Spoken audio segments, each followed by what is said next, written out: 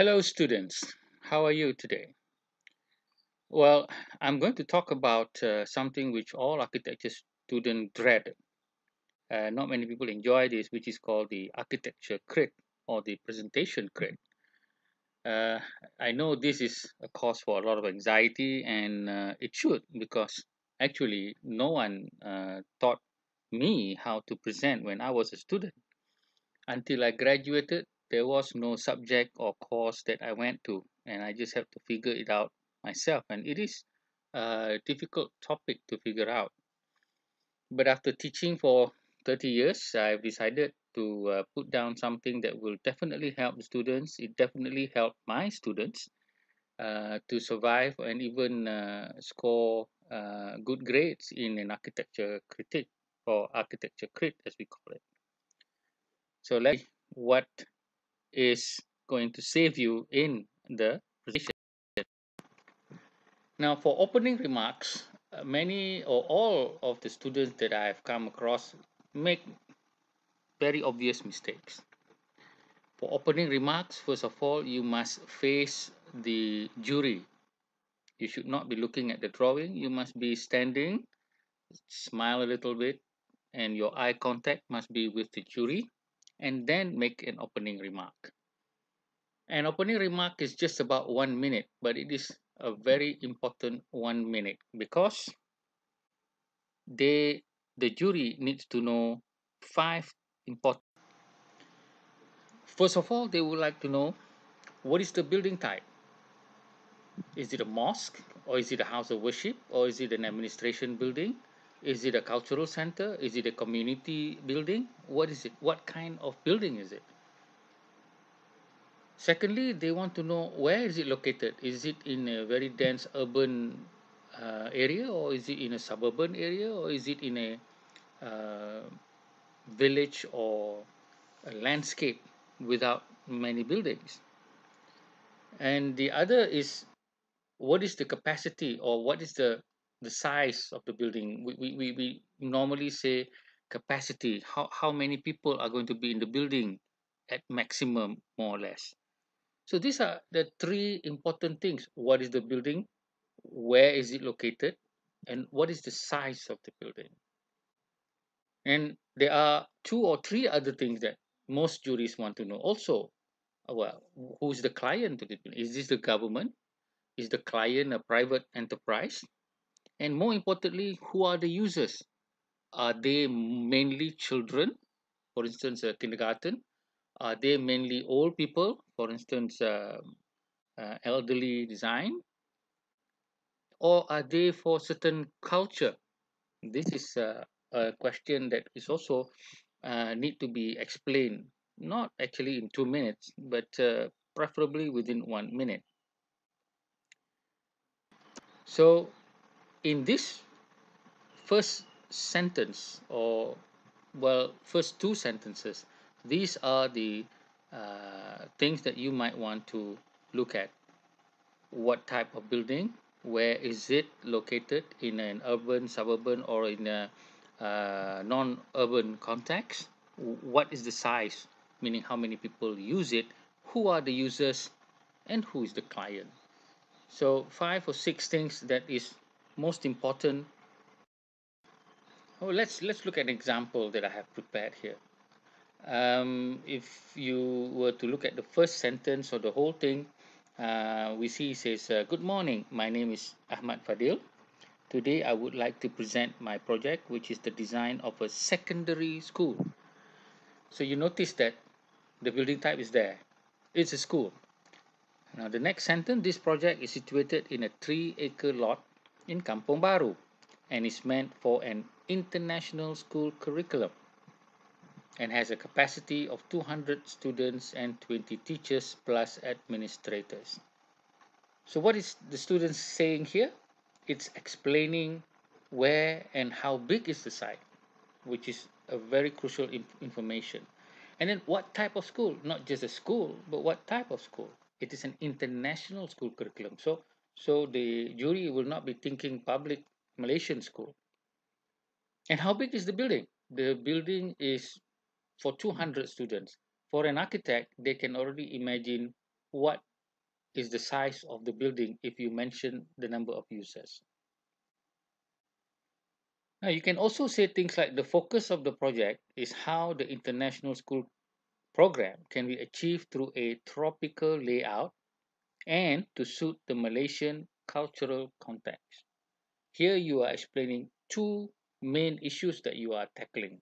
Number one, because this is an international school curriculum with international client, um, you have to make or you are making tropical uh, architecture as an issue, but you're also making Malaysian cultural aspect as an issue. Finally, the client is the American School Board in Malaysia, and the school caters both to the American teens, international and local. So you have both users, which are expatriate children, as well as local who probably have been overseas, and this is the kind of users of the building. Let's look at another. Good evening. My name is Teh Boon Chai. I would like to present my architectural project entitled A Modern Buddhist Temple for All. So you notice the title, A Modern Buddhist Temple for All, already says it. It says it's a temple, it's a Buddhist temple, and it is a temple for all people, not necessarily for Buddhists, because of the word all. So there is already the issue embedded in the title, and that is very good. So the building belongs to the Sasana Amitabha Society, and the client has requested to design a Buddhist temple that would suit more the present training and ritual practices of Buddhism. And this is the focal point or the focus of the whole project, which is about modern ritual practices. Because if you mention the Buddhist temple, it could be traditional, it could be of this sect or that sect. Which sect is it? SECT, sect. Then you go on saying the building is to house a congregation of 2,000 monks in worship, and it is open to the public. Now that figure is very important to the jury who are architects, because then they can imagine the size in their mind will be the how many parking lots will be there, what are all these fire requirements and things like that for 2,000 people to be in a place. The 4-acre site is in Penang's Kampong China, an old and colorful immigrant village. The temple serves not only the function of prayer and pilgrimage to this holy site, but is also providing an open access policy to all and sundry. So here, the student is explaining the site, which is in Kampong China. It sounds like it's a very village-like environment, but actually in Penang, everything is urbanized. And so Kampong China is just a name, but I think the whole place is urbanized. And the student also mentioned that the site is a holy site, and it is for pilgrimage also, and that is also part of the function. So it's not just a function for meditation, but it's also a function of pilgrimage. So in this statement, which is about 1 or 2 minutes, all the necessary information, which are very, very critical, is already there for the jury to actually form a kind of a mental rough picture of what the building is, so that they can have a dialogue with you in a better manner. Now, just to summarize, these are the 5 important things. What is the building type? Must mention that first. What is the capacity, meaning how many users at the most? What is the size and location of the site, roughly? If it's 3.5, don't say 3.5, just say roughly 4 acres. It's okay. A purpose or program of building, don't mention the whole program. The two most important ones, for instance, pilgrimage and meditation. Of course, there are others like classes and things like that. Don't mention that yet. Later on, you can mention it. Now, the next thing that students struggle with is the site description. Now, the site description is very, very difficult simply because there's a lot of information that needs to be conveyed. But actually, there are some information that you should say, some information should be left on the drawing board. So you need to pick a few of the information. If you explain all the information, it will take up all the time. And then the jury also will not be interested because no one is really interested in site. They're interested in your design. But of course, they are also concerned about the site because that is how they will appreciate your design. So let's see what are the crucial aspect that you need to explain for site. First of all is what is the size of the site? That is number one. Even though I put here number two, but this is something which you need to say. Is it 3 acres? Is it 3.5 acres roughly? And then the boundaries of the site. If it's in an urban area, what are the streets that bounded the site? If it's in a landscape or it's in an open area, then what is the boundaries? The river is the boundary, the road there, and what? What is the boundary? What's the topography? Now, topography simply means that the architect wants to know, is it a relatively flat site or is it a site that is significantly inclined to one side? That's all they want to know, flat or somewhat inclined. And then, of course, uh, things like is it full of, like a forest or a lot of big trees, or is it an empty, grass field or just tarmac? That is also something. Sun orientation is simply you tell them which way is east and which way is west.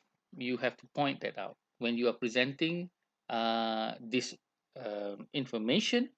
Here you need to be facing the drawing and also looking at the jury at some time. So you have to point where is the side, where's the boundary, all these elements. A jury would also like to know what are the landscape elements that are important there. If there are things that you don't consider important, then don't say it. But if there are things like a big tree, because that can become a heritage tree, and the body of water like a significant and beautiful pond that has the potential to be used or reused in the design, not just a leftover drain or leftover pond, that may not be important. And then what are the use of the site at the moment? Sometimes people use the site illegally, like people take their they open the food kiosks and things like that. They may be legal, they may be illegal, there may be a pasar malam there. You need to just give some indication of the activities of the site. And what is the vehicular pedestrian traffic like? Now, you don't say how many hundred cars per minute or per hour. You say things like, well, one road is extremely busy, but this other two road is medium traffic flow. You use words like extreme or very busy or moderate and not so busy, something like that. Don't give numbers too much until you are questioned. Uh, this is some of the important things that need to be mentioned. And believe me, you can actually mention it in only 1.5 minutes because your whole presentation is about 7 minutes, and you need to budget your time very carefully. So these are the seven important things that you need to convey to the audience. Here, I think there's eight. Well, it's 7 or 8. Sometimes it depends on the site. There are some sites that doesn't need that much information. There are sites that needs quite a bit of information. Look at an example. You can time yourself if you read this one, and it goes to about 1 minute, 1 minute and a half. So the site is in downtown Johor Bahru and is bounded on the east by Wong Ah Food Street, and in the west by Seledang Street, and in the south by Temple Street. You see, this is very important. It is the boundary, and don't mention things like on the left, on the right, that's not good. That's not very professional. Use orientation of west or east or southeast. The north side contains a four-star hotel that is 20 stories high. That is significant. The site measures roughly 3 acres and is relatively flat all over with a 3-meter deep incline just 5 meters from Seledang Street. So the architect can already imagine it's relatively flat, but when it's coming to Seledang Street, it dips about 3 meter, quite deep in that sense. So in their mind, they are drawing a picture already.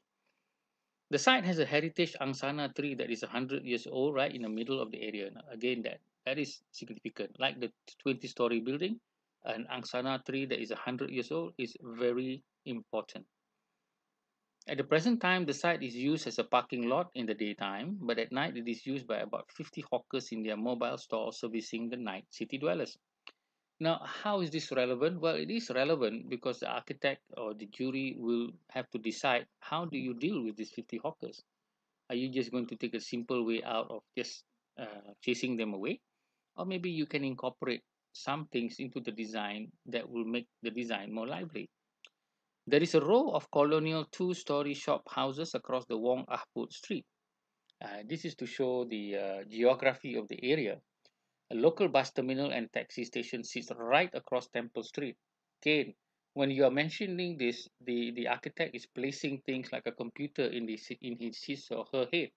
It's placing the 20-story building here, it's placing the colonial building there, it's placing the bus station here. And of course, you can see because you are pointing at all these things in the drawing, and they can then imagine the site in their mind.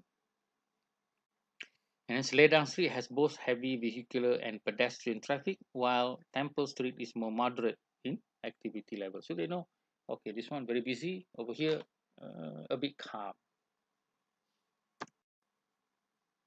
Now, for another example, this is more of a different site. The site is in a village called Kampung Pandan, which is about 20 kilometers from the city of Ipoh. Access is via Ipoh Road across paddy fields and secondary forests. You see, this is what you want to paint. Paint a picture of calmness, of no buildings, not an urban area, definitely. So the site is 5 acres in size and is bounded by a slow meandering river on the south and a thick secondary forest on the north. Much of the western and eastern borders are a meadow that inclines gently towards the east. The site has 7 trees with girths that are more than a meter in diameter, with thick undergrowth in clumps across the sloping grassy meadow. The elevation is 5 meters from the western border down to the eastern one. So this site is not flat. Okay, the site is actually inclined quite deep in terms of being 5 meters from one end to another end. The surrounding area is virgin forest with only one or two houses nestled in the distance. The seasonal river's floodplain is known to have reached as far as the third of the southern side. Now, if there's a river somewhere, you need to know something about floodplains. So these are the necessary information that the architect would form in their minds in terms of looking at your. So just to recap, what is the size of the site, what is the boundary, where is the access coming from, what kind of topography, is it inclined, is it flat, which way is it inclined, what are the human activities, and how's the traffic over there. There any existing structures or landscape feature that is important. It sounds a lot, but you need to craft it, you need to choreograph it, craft it, write it out, and not necessarily memorize every single line, but you need to make a point forms about these things, and then it's easier for you to remember and to refer. Now, after talking about the site, we come to the building. Now, in any architecture presentation, I always recommend the student to talk about what I call the geography of the building. Meaning, don't talk about your special feature or your special focus yet. Give an idea of what things are, where things are in the building itself. And then only we talk about the special feature at the end. Now, in describing there are two kinds of building. One is a tall building, and the other is a spread out building. Okay, so if you have say more than one story high, you need to divide this into say um, there are two stories to this building. The first floor is for administration, and the main fixed exhibit is of Malaysia's World War II memories. The services at the end comprises the storage facilities as well as a cafeteria overlooking the lake in the back. So the first floor has three or four important spaces, which are the exhibition, the administration, and then the storage, because storage is important in a museum, and the cafeteria. So there are four important spaces. Just explain this four. Of course, there are other spaces there, but don't mention that. You got the toilets, you got the meeting rooms, you got this and that. Don't mention that. Just these four main things. Never go through more than three or four spaces, because people will forget the others. And the second floor has three different exhibition spaces. The first space, which is encountered immediately upon leaving the main stairway, is the Bukit Kepong exhibit. And the second space houses the historical personalities remembered for their service to the country. Finally, the third space doubles both as an open seminar space as well as an exhibition of different handheld weaponry. So we can see that there is this two different spaces, two different stories, and each one of them are carrying different functions.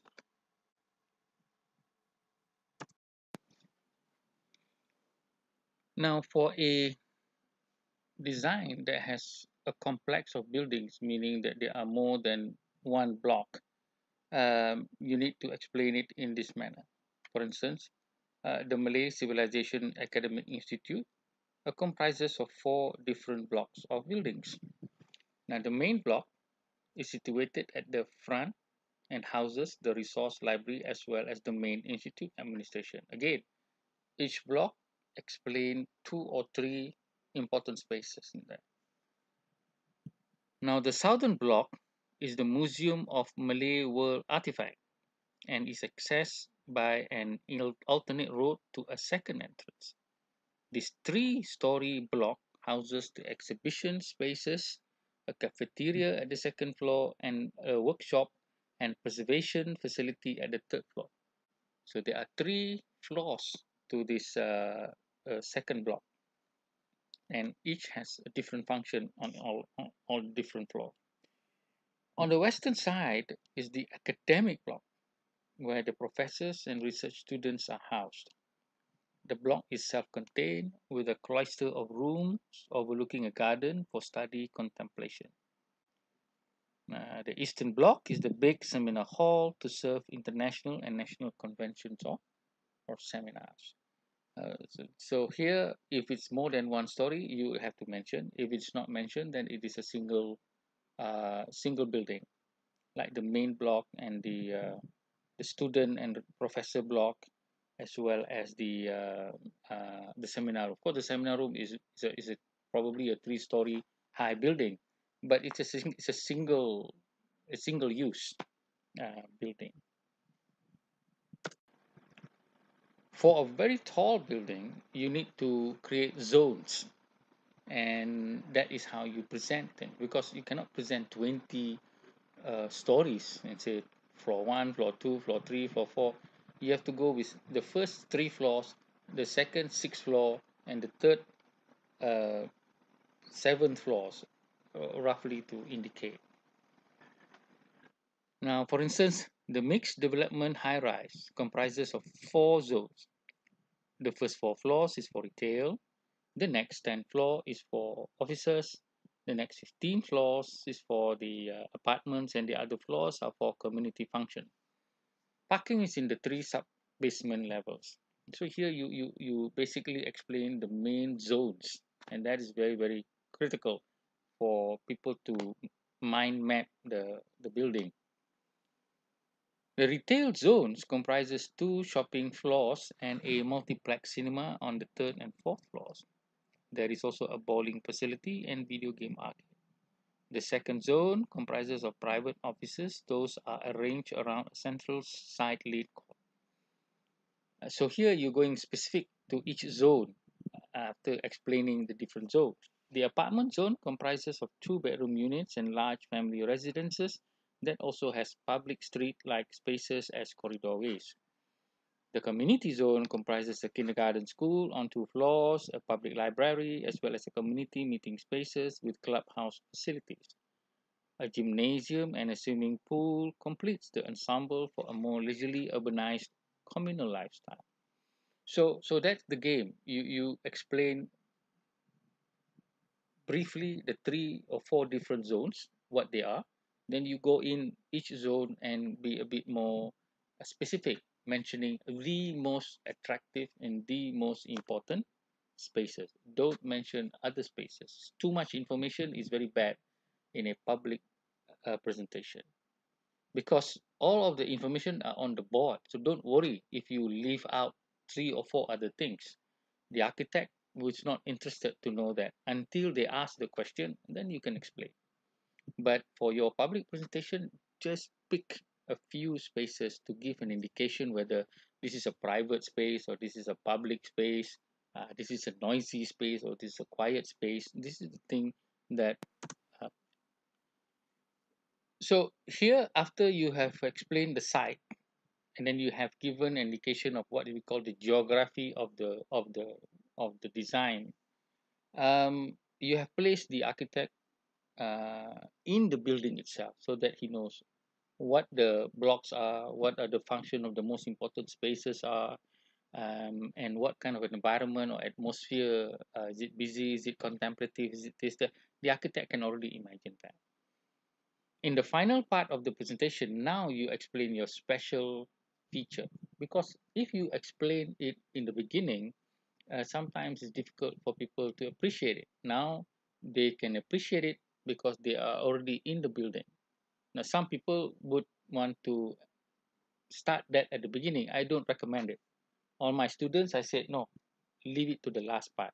Even in a thesis presentation, I say, you can mention your issue in the front or in the beginning, but you mention specifically how you design the spaces at the last part because people need to know what kind of building they are in first before they appreciate the special feature that you are going to.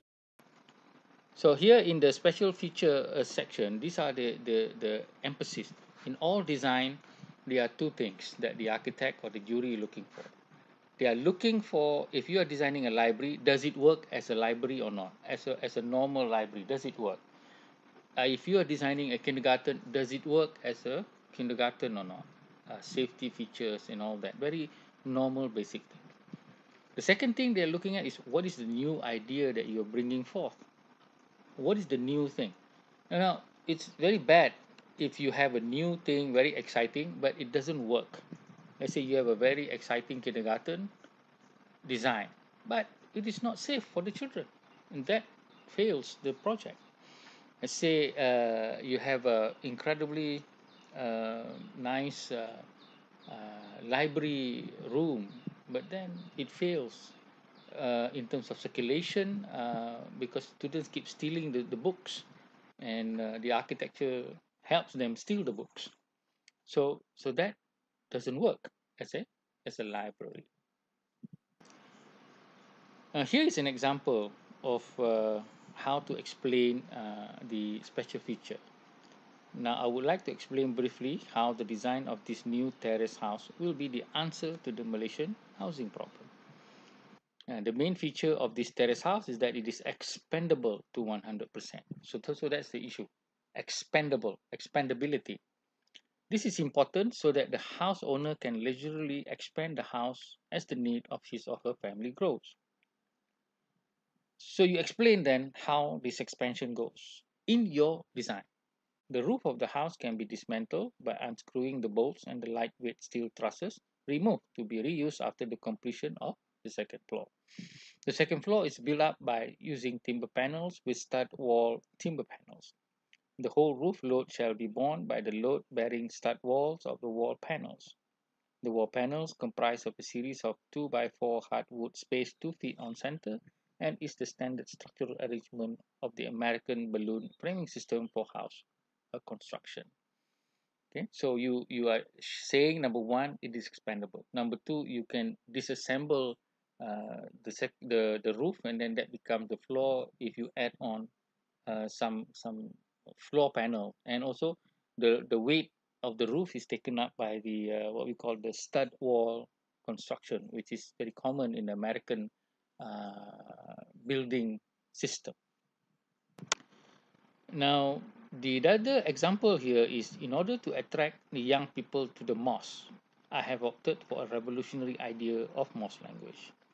I have used a populist art concept of colors and different shapes with dynamic geometries to challenge the visual sights of the users. So here is the design of a mosque. And mosques are very normal, sedate building, but here you are introducing some exciting colors and shapes.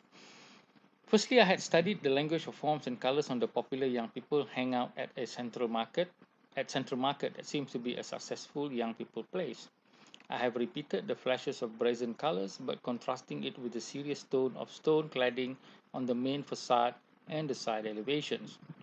The monotonous backdrop of grey stone tiles are a reminder of the stability and strength of Islam, but the flashes of blue and red strategically placed near the entrances and as a complete expression of the main facade windows serve to invite the young to a more hip place of hangout. So here it is clear that one side is more meditative and sedate, but in the entrance coming into the mosque, it is more exciting, more dynamic. So you have the best of both worlds. In fact, you have both worlds in this design. Instead of a single world of boring meditative space from the time you enter to the time you get into the main, that's why people sleep at the mosque. So this is a one way of explaining feature. Now the last example I have is about energy usage, which is now becoming very popular among students because so called easier to deal with. I wish to now elaborate on how my design for this building can save 60% of the electrical energy usage. The strategy that I had adopted is to reduce the requirement for lighting during the daytime and reduce the air conditioning loads. So there are two methods that is used, one to reduce air conditioning loads and to reduce the lighting that is needed in the daytime. So to provide natural lighting during the daytime, I have created light wells on 3 different locations. I have also relied on the design of side lighting windows to bring indirect and reflected light, but not providing additional heating load. So the use of light wells and side lighting so that the light coming in is diffused or diffracted or reflected in the sense that it's not coming in directly. So that is the strategy. For the cooling problem, I have made sure that the whole front and back facades are 80% ventilation friendly and that both sides are fully shaded by the cantilevered roof above. The light well also serves as an air well to create a strong convective air flow by having these two different pressures in the house. So here is a combination of walls which can breathe, meaning the air can go through the wall and then move up into the light well, and that becomes a strong convective current. So that is the strategy here. So you can show it in the design where you explain it. Now, finally, just for this session alone, this session is just about the content of your presentation, not how to present in terms of speaking. I will probably deal with it in another video. This is the content. So the content is very important for you to write up, uh, and then you use these 4 survival tips that I'm going to give you. Number one, take architecture presentation very seriously. You may be working 8 weeks on the project, but everything falls down to that 7 minutes, and that will determine your grade. It is a pity that you have worked so hard and your presentation fails to impress the jury. Stick to the time limit. If it's given 7 minutes, then it is 7 minutes. No more. Absolutely no more. Uh, make your preparation 1 week before the event. Many students sometimes A day before the event, they are thinking of they think about the presentation, but that time they are already tired and they are already exhausted from 2 3 nights not having good sleep. So it's not recommended that you do this presentation rehearsal and strategy just a night before. I recommend a week before. I used to do it 2 weeks before, so that I can criticize myself again and again in my mind when I'm still doing the drawings and finishing up. And rehearse, and rehearse. Rehearse does not mean that you memorize. If it's a 7 minute presentation, if you feel that you want to memorize, it's fine. But try to go through it several times. 7 minutes, 7 minutes, 7 minutes, 7 minutes. And then try it with some points and then talk freely. Now, some students think that it's okay to just put up the point and then don't rehearse. And I don't do that. This is wrong. If you don't do that, then you'll be looking for words during the presentation. You'll be at loss for words. You have your points, but what are the words that you're going to use? You're not there. I say that your tongue is not soft, or it's not flexible, because you did not rehearse. If you rehearse, then your tongue become very flexible. It's like exercise. Before you play sepak takraw or football, if you don't practice and get your body moving, you're gonna hurt yourself. And that is basically what rehearsal is for. So this is what you have to do: rehearse, rehearse, rehearse, and rehearse. Now prepare a two-page brochure of your basic content in PowerPoint slides. I absolutely recommend this to all my students when they present. Why? Simply because number one, it is your guideline for presentation. Number two, when you give this brochure to each of the jury, if you fail because you're over anxious or panicky, and then you botch things up, then people will go back to your brochure. It is a what we call a fail safe mechanism, meaning if you fail one thing, then there is something that will save you, which is this brochure. I will guarantee you that people will be very impressed if you prepare a good presentation and if you prepare a nice two-page brochure that contains all the relevant information, not in sentences, but in point forms, that is easy for the jury to refer to. So finally, I just like to say there is no luck in presentation. Absolutely no luck. Okay, only good and appropriate preparation. So don't trust for luck. There is none. Okay, preparation is like presentation is like going to war. You have to be prepared. If you are not prepared, then luck is not going to help you at all. Okay, so good luck in preparing your presentations. If you're doing it online, it's even better because there's less anxiety. But nonetheless, the 7 minutes or the 8 minutes provided for you to present must be done in a very precious manner. Make sure that the relevant information is in the 8 minutes, and then you will have a very successful presentation. People are very impressed. They are looking for not only architects who can design, but architects who can impress client. There are some of my students who are not very good designers, but they are hired by firm because they can speak very well, and they learn that from some of the things that I have given tips to them. And this is sometimes, as I said, more important than the design team itself, because it is about impressing the client, giving confident and relevant information. So another video, I will explain how to present in terms of the body language, eye contact, and then also include how to answer questions and comments. You may know the answer, but not necessarily that the answer will help you if you do not know how to actually deliver it in a professional manner. So again, there is no luck in presentation, only good and appropriate preparation. Thank you.